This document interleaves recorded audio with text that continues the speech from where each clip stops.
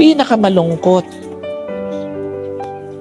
na pag-iyak na dati may nanay, may tatay, nakasama kang umiiyak, pero ngayon wala na.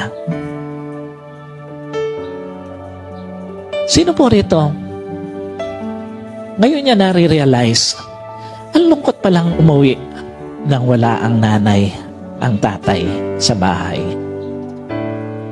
Sino po rito ngayon niya nare-realize na ang lungkot palang kumain na dati kasama mo yung nanay mo, kasalo mo yung tatay mo, pero ngayon wala na.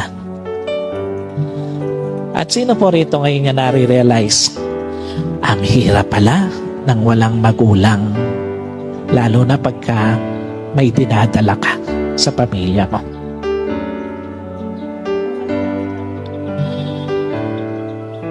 Sa lahat po ng mga anak, time will come. Uuwi ka, wala na magulang mo. Kakain ka, hindi mo na sila kasalo.